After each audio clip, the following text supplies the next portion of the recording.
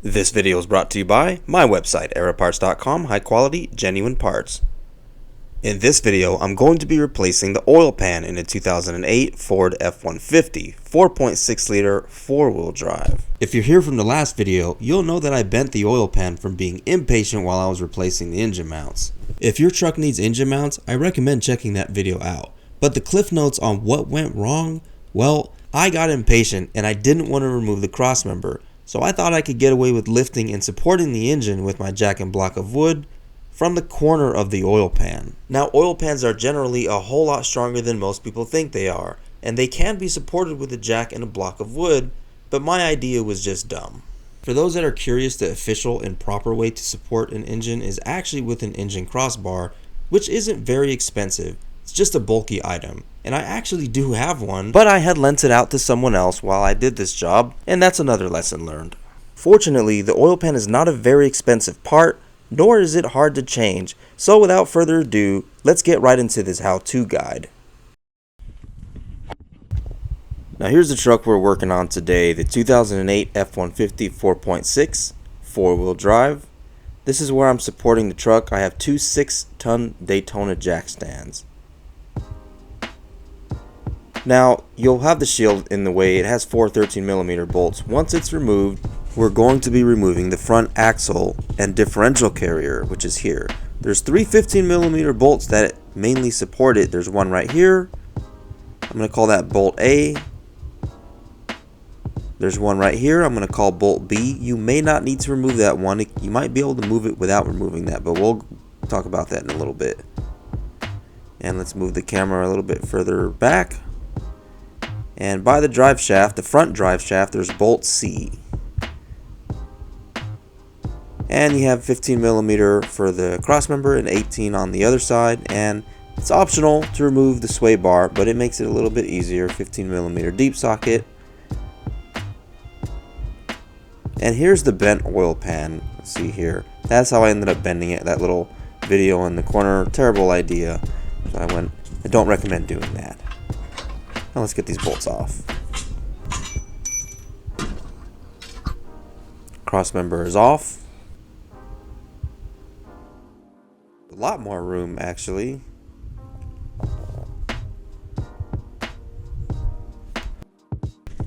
And the sway bar has 13mm bolts up top. You'll have to hold the end link because it'll spin with anything you can find really. Once we got it off, we'll get that sway bar off and out of the way. Once again, it's optional. You don't have to do it. You don't got to follow the guide to the T, but it makes it a little bit easier. Once you have everything out of the way, the oil pan will be pretty much fully accessible except for the front differential axle carrier, and these lines can just be temporarily scooted out of the way as you remove those bolts. Now I only needed to remove bolt A and bolt C. Bolt B I didn't even need to touch. It was enough just to get it to drop enough to access the oil pan bolt. Sometimes you might have to remove bolt C, probably if you have a lot of rust, but just a quick heads up, you might not have to remove all those bolts.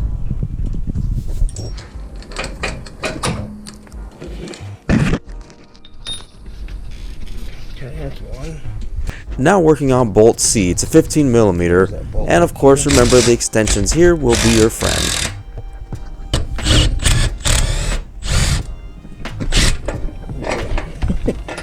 You can actually see it shift.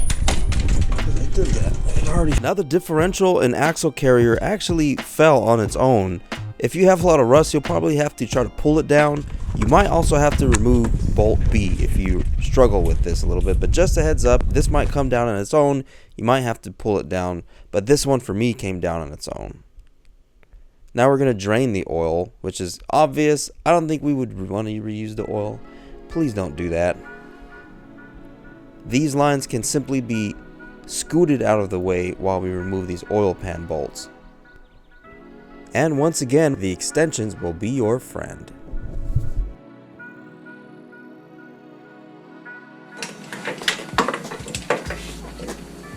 There we go. Now let me grab this camera and show you the front oil pan bolts. This is towards the front of the truck. You will need your swivel socket or wobbler socket, whatever you like to call it, on these bolts because these are the ones that you need to use that socket on. This is how I remove them. If you have a two-wheel drive F-150, now is your time to rejoice because you don't have to deal with this.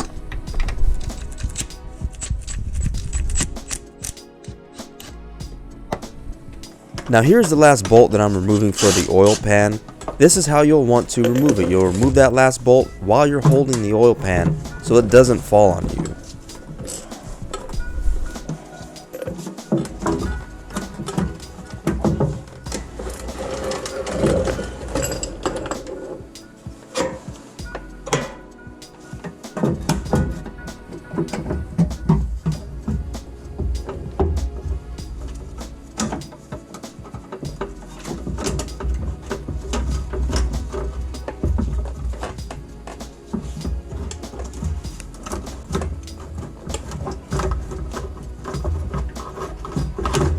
And with only a little bit of finessing, the oil pan is out.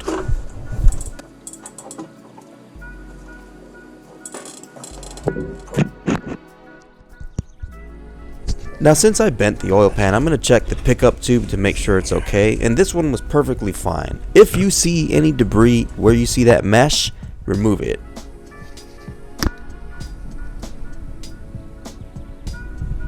And of course, once the oil pan is off, you can see your crankshaft, your pistons, rods, and some of the cylinder walls. This truck looked pretty good for over 300,000 miles actually. Maybe the engine had been replaced, I don't know, but it looks pretty good to me.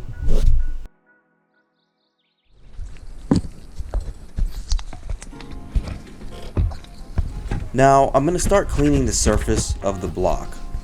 I'm going to start removing the oil, and then I'm going to grab a Scotch-Brite pad and start cleaning that surface to where it looks very, very clean.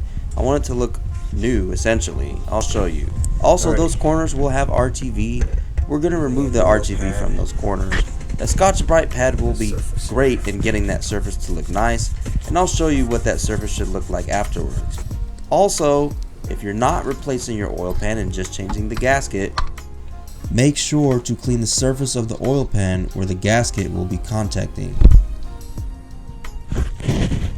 Now I'm going to apply some gasket maker to the corners.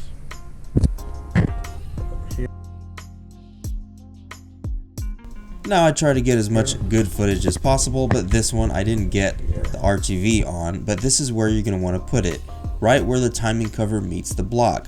Pretty much in the corners, all four corners is where we're going to put this RTV. Front of the engine, just like the back of the engine right here. We're going to put a good amount of RTV in those corners to make sure it seals properly.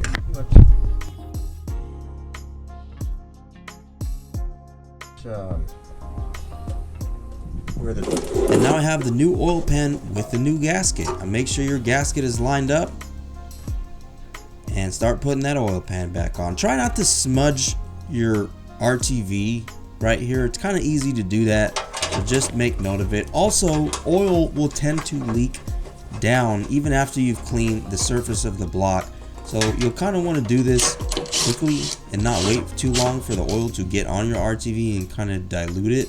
So it's going to be a short process from the time you clean it, put the RTV, and have your gasket on and put that oil pan back on.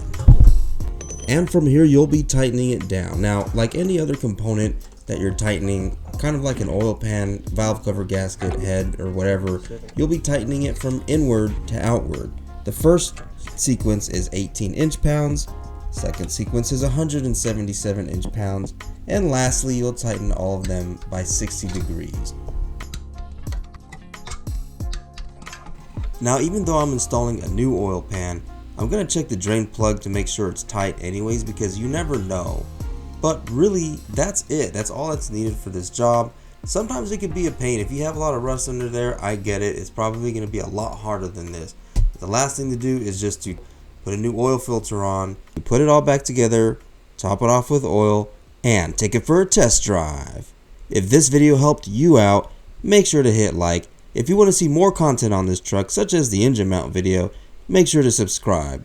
And don't forget, if you're looking for high quality, genuine parts, make sure to check out aeroparts.com.